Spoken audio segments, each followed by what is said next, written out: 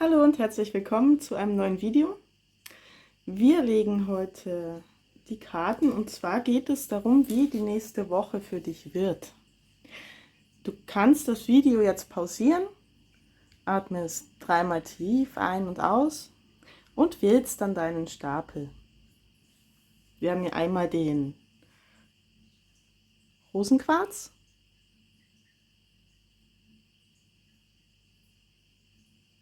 den Aventurin für Stapel 2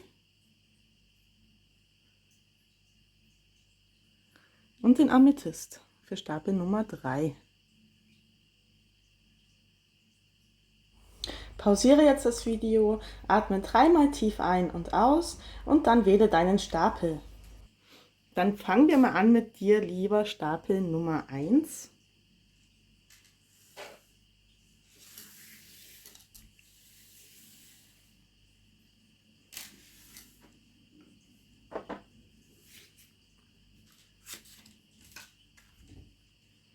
Die Karten habe ich dir wie immer unten in der Infobox verlinkt. Okay. Also hier kommt gleich mal die Karte des Loslassens. Also in der kommenden Woche aktivierst du etwas in dir durch Loslassen.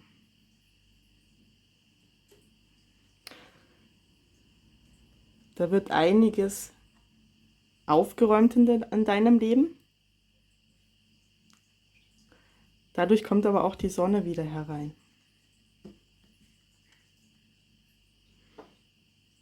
Ja, loslassen ist nicht immer so einfach, aber im Endeffekt hilft es dir, wieder frei zu sein.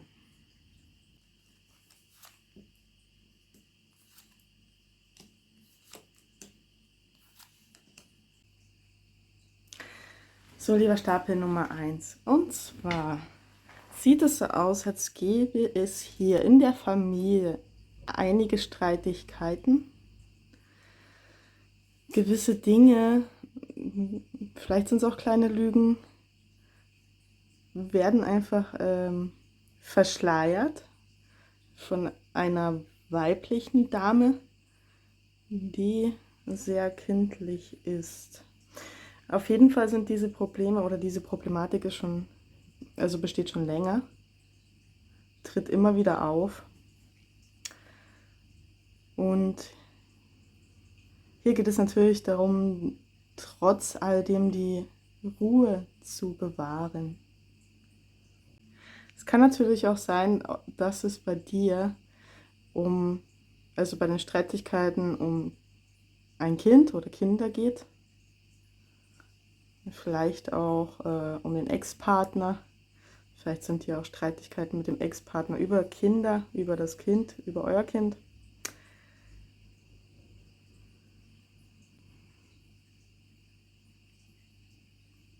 Wie gesagt, eine Frau, die auf jeden Fall nicht die Wahrheit sagt. Es kann natürlich auch sein, dass hier ein Besuch auf dich zukommt, wo es dann Streitereien gibt, familiärer Besuch. Vielleicht ist ja auch eine Feier geplant oder ein Zusammentreffen, wo dann einfach alte Dinge wieder hochkommen.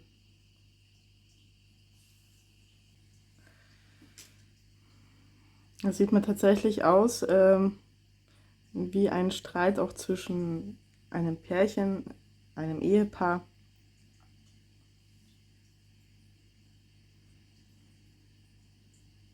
Und es sind irgendwie auch viele involviert, also auf jeden Fall mehrere.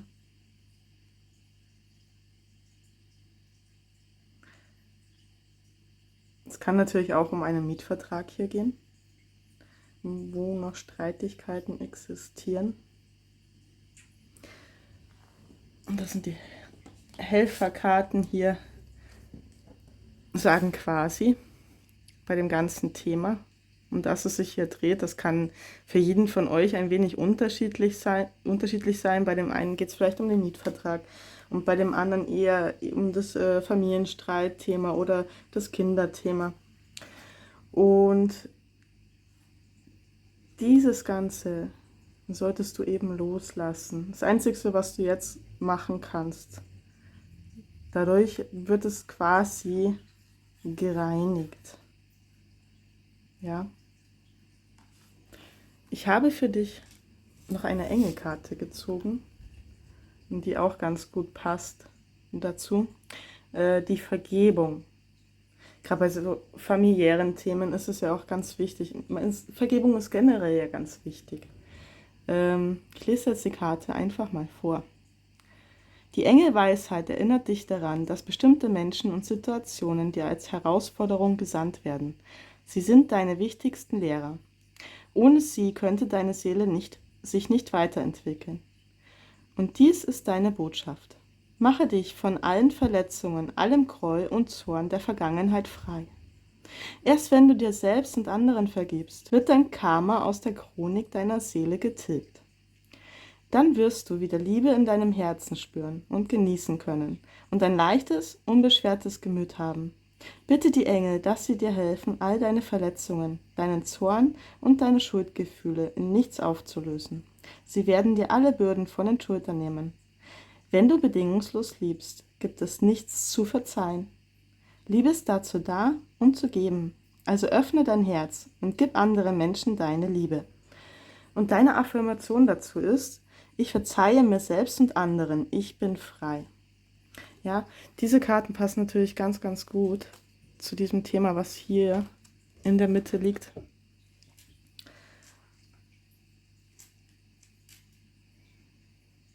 Um diese Situation zumindest in dir drin zu beruhigen.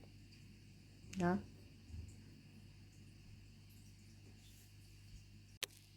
Ich ziehe dir jetzt noch 3 Wortkarten dazu. Was kann dir zu dieser Situation? Was kann dir in dieser Situation noch helfen? Was kann dir in dieser Situation noch helfen?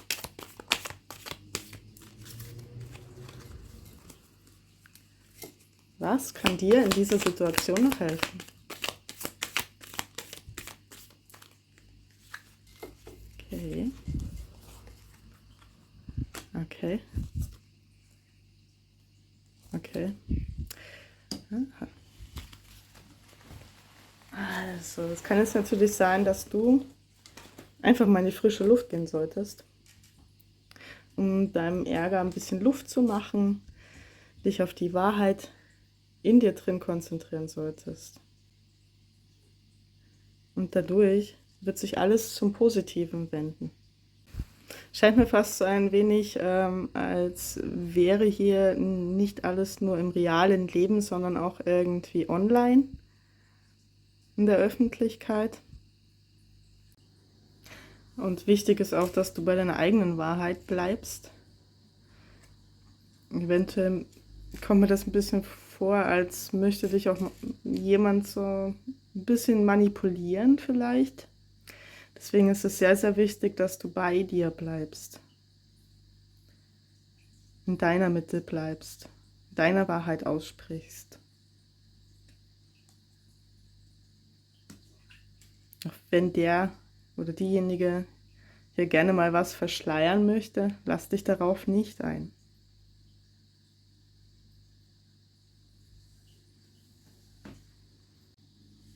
Gibt es möglicherweise auch eine Dame, die halt streitsüchtig ist und gerne Lügen verbreitet?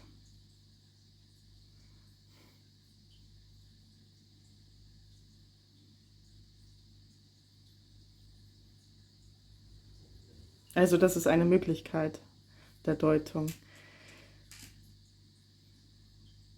Es kann natürlich auch, falls es diese Dame nicht gibt, generell um einen Besuch, um ein Treffen in der Familie gehen, in der Öffentlichkeit. Letztendlich geht es halt um die Bereinigung dieser Themen aus eurer Vergangenheit, ja.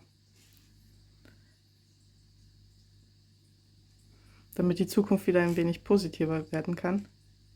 Weil sie liegt hier auch wieder positiv da. Es ist halt für den Moment einfach wichtig, dass das quasi, dass dieser Sturm dass dieser Sturm, der reinigend wirkt, im Endeffekt aktivierend wirkt, einfach walten kann, ja, damit die Sonne letztendlich auch wieder scheinen kann.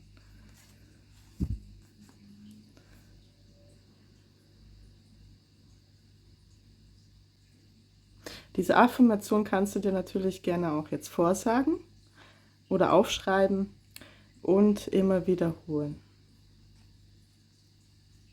Und wie gesagt, loslassen ist ganz, ganz wichtig bei dieser ganzen Sache.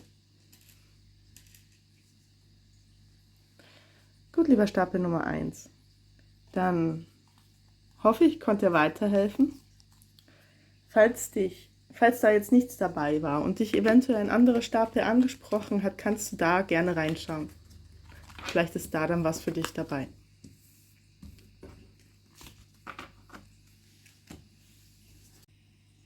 Hallo, lieber Stapel Nummer 2 mit dem Aventurin.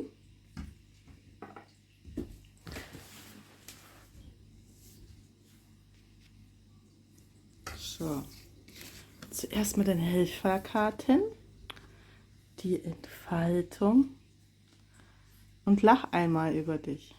Okay. Dann darf es eine lustige Woche werden, eine heitere Woche.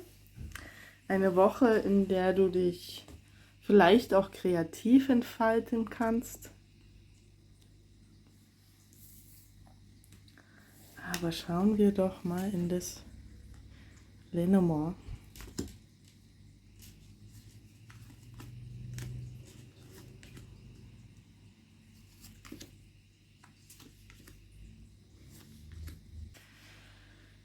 Hier geht es vielleicht auch um einen beruflichen Vertrag.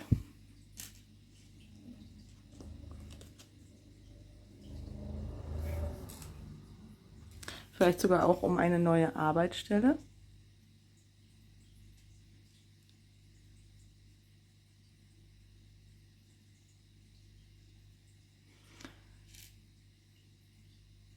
Die Woche dreht sich auf jeden Fall um dich.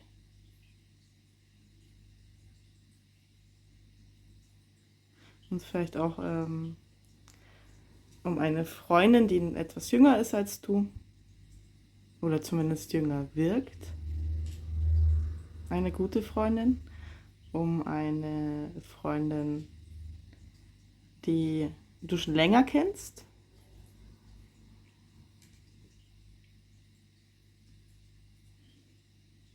Zu der du einen ziemlich guten Draht hast. Vielleicht arbeitet ihr auch zusammen. Eure Freundschaft scheint auf jeden Fall in dieser Woche ziemlich im Mittelpunkt zu stehen.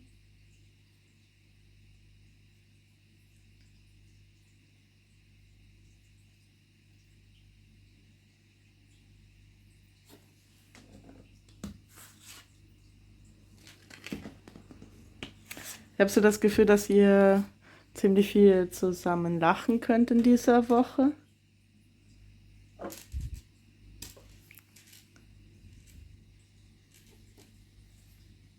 Vielleicht unternehmt ihr auch etwas zusammen.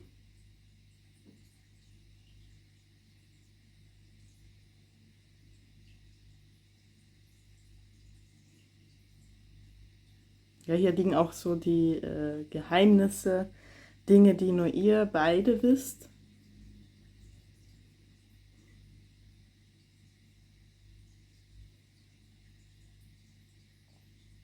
Möglicherweise tritt auch eine neue Freundschaft in dein Leben.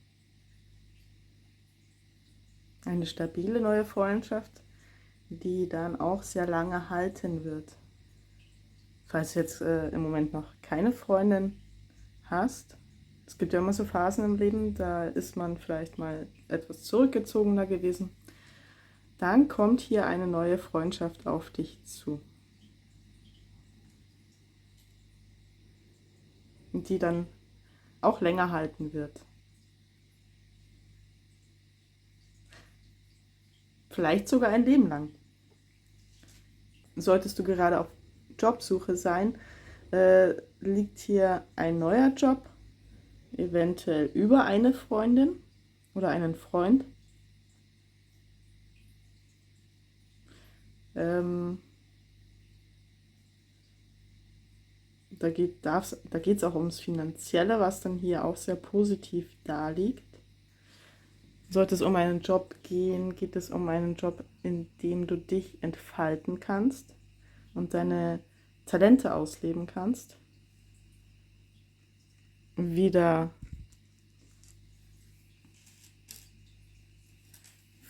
dich frei fühlen kannst in diesem Job. Und das ist, die Energie davon ist auch sehr leicht. Also es ist ein Job, in dem du Leichtigkeit erfahren darfst. Erfüllung, auch im finanziellen Bereich. Also ein richtiges Geschenk, was da auf dich zukommen wird. Je nach Thema, je nachdem, was bei dir gerade ansteht.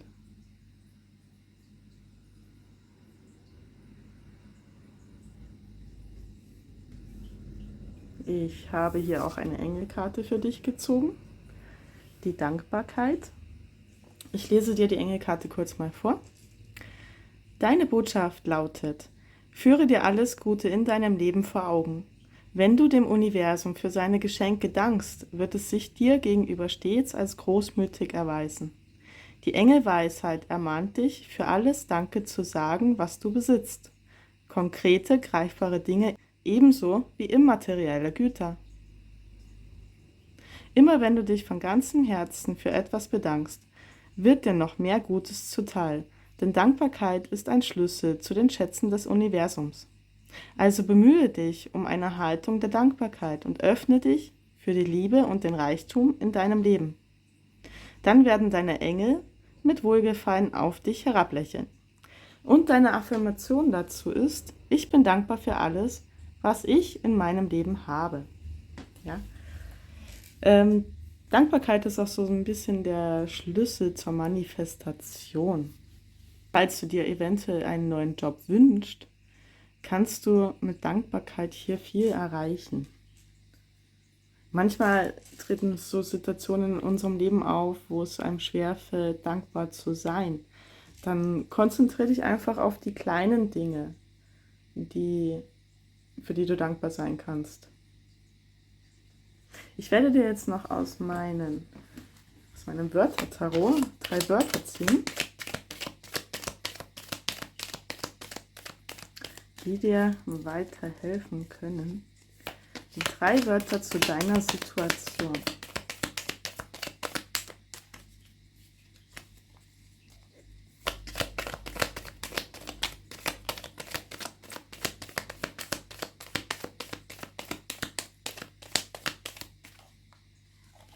Okay, Wort Nummer 1 ist rausgefallen.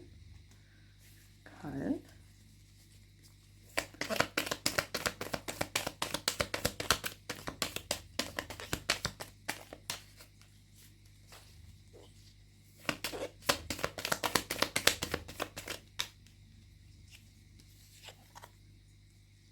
Prozess.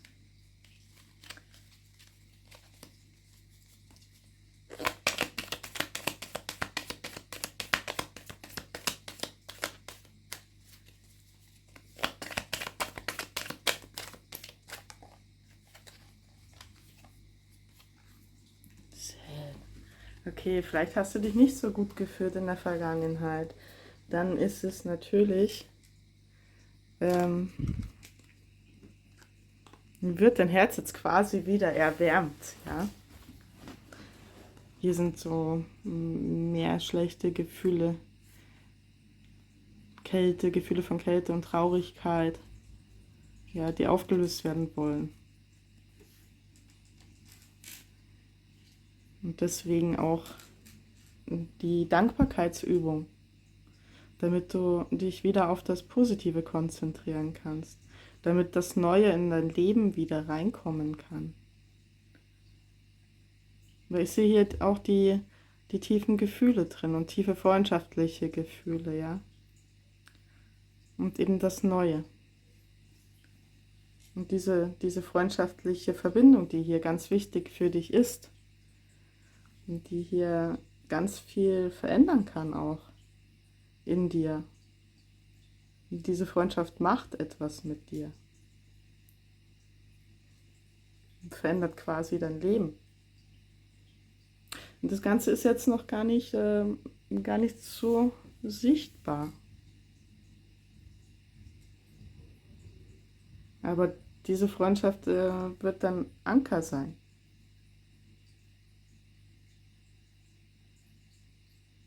Quasi dein Fels in der Brandung.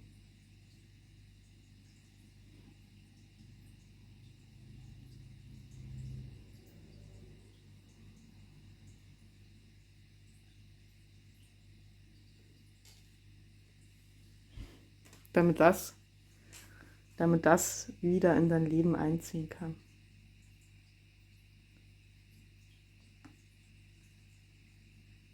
Es geht ja auch um Öffnung, damit du dich wieder öffnest, wie die Blume. Damit die Leichtigkeit dann entstehen kann, ausbrechen kann.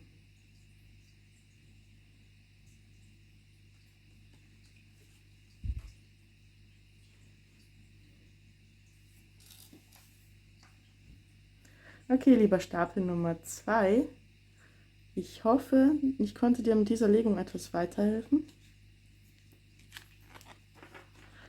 Falls du noch Fragen hast, kannst du mir sie gerne in die Kommentare schreiben. Sollte die Legung nicht auf dich gepasst haben, geh nochmal ganz zurück zum Anfang und mach die Atemübung mit der Auswahlmeditation und konzentriere dich nochmal auf die Stapel, auf die Steine. Und schau dann vielleicht in einen anderen Stapel nochmal rein. Ansonsten sehen wir uns beim nächsten Mal. Und wir machen gleich weiter mit Stapel Nummer 3. Herzlich willkommen, lieber Stapel Nummer 3 mit dem Amethyst.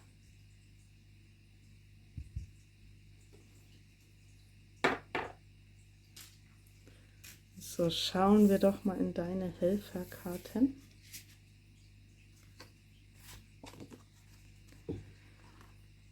Okay, die Verheißung, und achte auf deine Worte, denn Worte können ja manchmal auch ziemlich verletzend sein.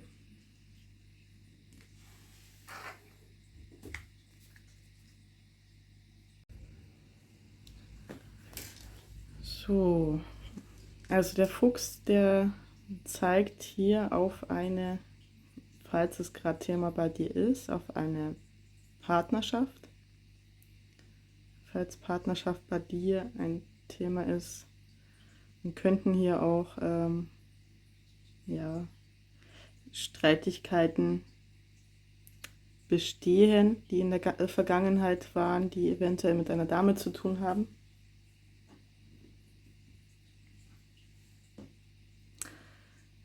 Sollte das bei dir Thema sein, liegt hier die Veränderung in dem Alleinsein oder mal für eine Zeit den Weg allein weiterzugehen.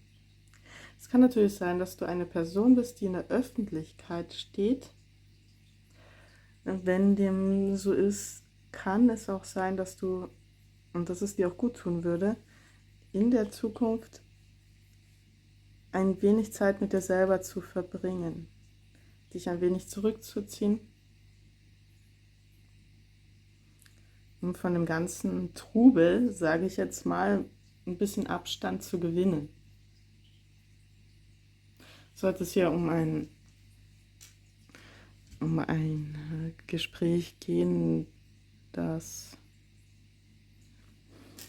sollte es hier um eine Diskussion gehen, wäre es wichtig, auf deine Worte zu achten. Es ist aber auch wichtig, auf seine Worte zu achten, da die Wörter, die man benutzt, ja die Zukunft kreieren.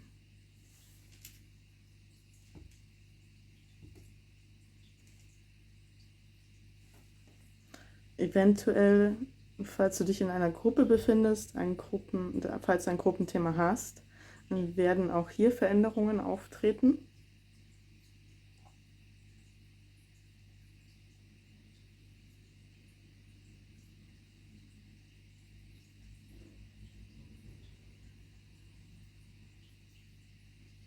Möglicherweise geht es auch darum, dass du dich von falschen Freunden befreist und du dann darin dein Glück findest.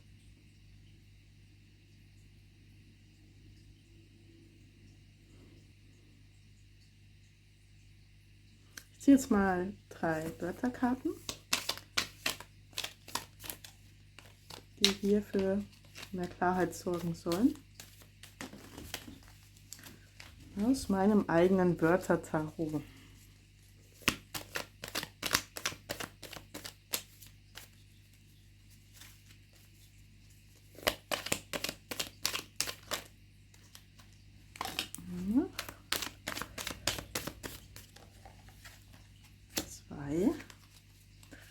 Diese Karten fallen raus und wollen gesehen werden.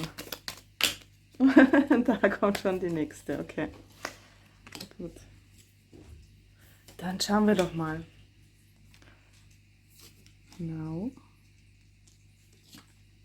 Woman. Partner. Okay. Also hier geht es um eine Partnerschaft. Das kann natürlich auch. Muss ja jetzt nicht. Aber ich denke schon, dass es hier um das Thema Liebe geht. Da eben dreimal die Karte auf die Liebe, die Karten auf die Liebe deuten. Und um das Hier und Jetzt. Also wenn es in der Vergangenheit Streitigkeiten gegeben haben sollte,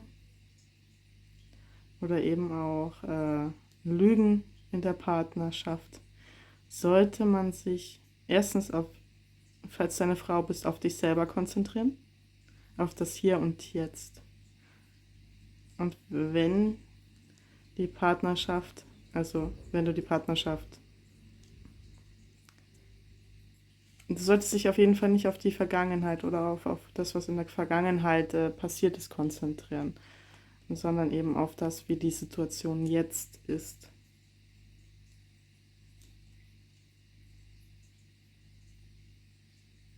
Schauen wir doch mal in deine Engelskarte. Okay. Engagement. Ich lese dir die Engelskarte mal kurz vor.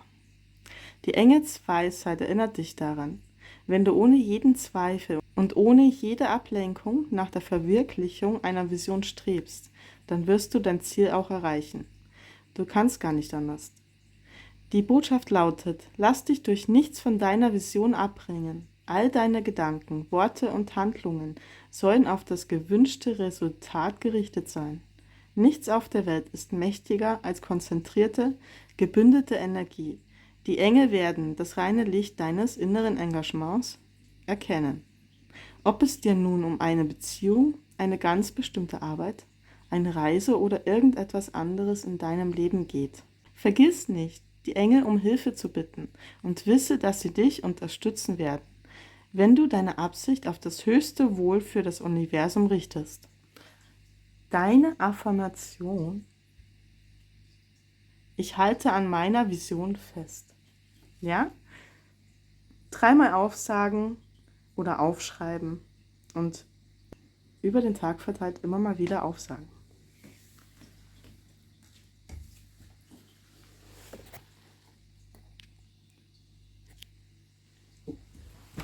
Okay, wie gesagt, es können verschiedene Themen sein. Ich habe hier, wie gesagt, auch ganz auf das Partnerschaftsthema gezogen. Aber diese Karte und die Jetzt-Karte zeigen halt einfach an, dass du dich auf etwas konzentrieren sollst. Und das bist du selbst zum einen. Das ist das Hier und Jetzt. Und eine klare Vision, die du anscheinend in deinem Inneren trägst. Egal zu welchem Thema, also je nachdem, welches Thema dich gerade, je nachdem, um welches Thema es gerade bei dir geht. Ja? Kann natürlich diese Öffentlichkeitsarbeit sein. Vielleicht bist du in einem sehr wichtigen Beruf.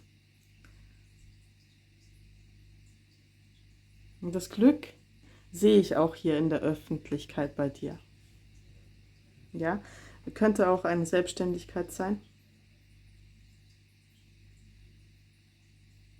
Sollte es hier bei der Selbstständigkeit, solltest du auch ein wenig auf die Verträge achten. Das wäre noch ganz wichtig zu wissen. Absprachen, ja.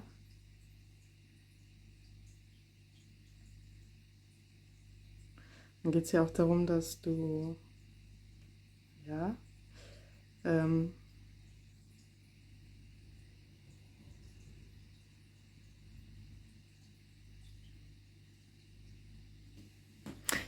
ich bekomme gerade rein, es ist nicht alles Gold, was glänzt.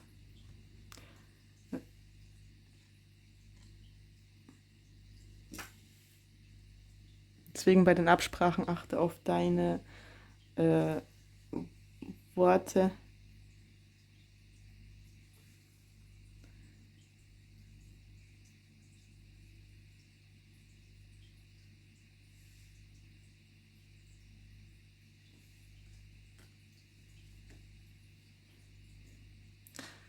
Möglicherweise hast du auch so ein bisschen Probleme mit dem Alleinsein, aber aus dem Alleinsein schöpfen wir ganz oft erneut Kraft, damit wir wieder Power für den weiteren Weg haben.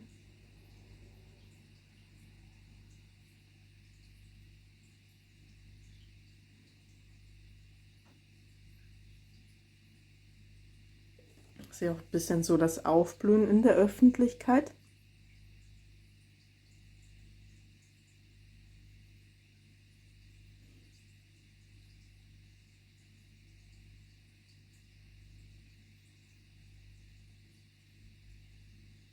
Ich denke, es ist auch wichtig, so immer schön die Mitte zu finden zwischen Alleinsein und in einer Gruppe zu sein.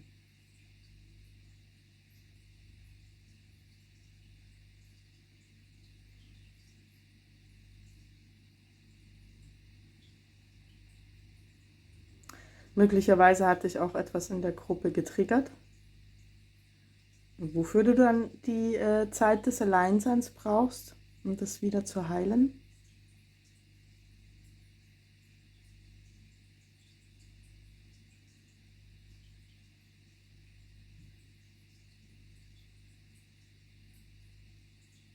Und immer wieder allein sein musst auch, um deine Batterien wieder aufzuladen.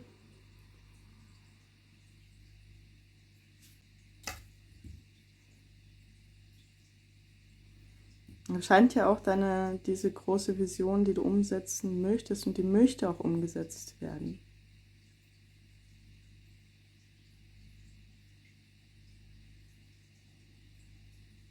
Eventuell wirst du über diese Vision, die du hast, in der Gruppe auch reden.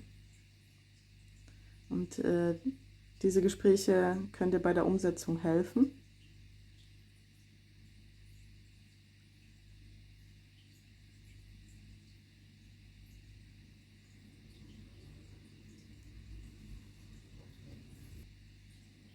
Achte auf einen reinen Geist.